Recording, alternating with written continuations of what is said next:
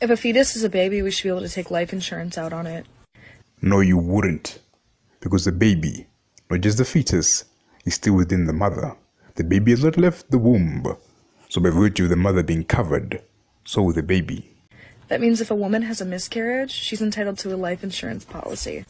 If a woman has a miscarriage, yes, her life was lost because the baby equals a fetus. But by virtue of the mother being covered, so will the baby. So you don't need to cover an unborn child separate from the mother. If a fetus is a baby, men should start paying child support the second that the pregnancy is confirmed.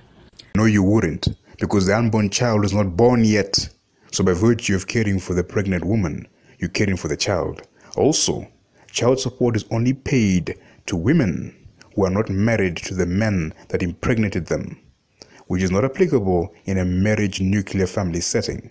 Married men don't pay child support to their wives, a concept that liberals like this witch from Endor hate. If a fetus is a baby, low-income women should get more food stamps and more welfare for the baby.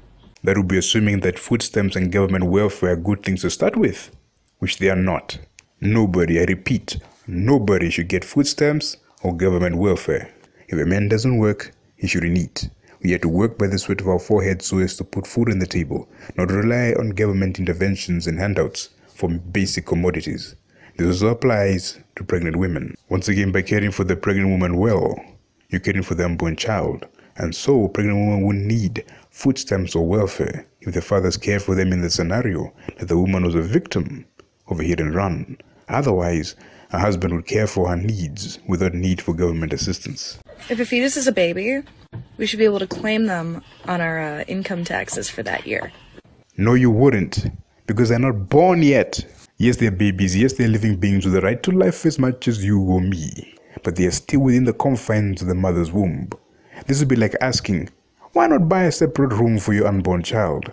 There's no need, because they're not born yet. But that doesn't make them any less a child or a living being. If a fetus is a baby, every single state should have a law that makes assaulting a pregnant woman also child abuse.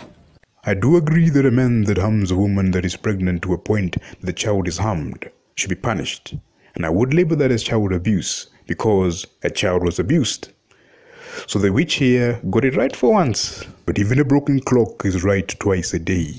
If a fetus is a baby, every single pregnant woman should have gotten a $500 bonus on their stimulus check. That would be assuming that getting a stimulus check was right to begin with, wouldn't it? But once again, this creature fails to distinguish between a child and an unborn child.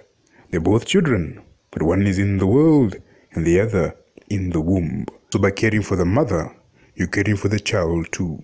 Because a fetus isn't a baby. You just want to control a woman's reproductive rights. Yes, it is. You just want to live a riotous, promiscuous lifestyle with no downfalls or responsibilities attached. Therefore, you start with the conclusion that abortion is your right.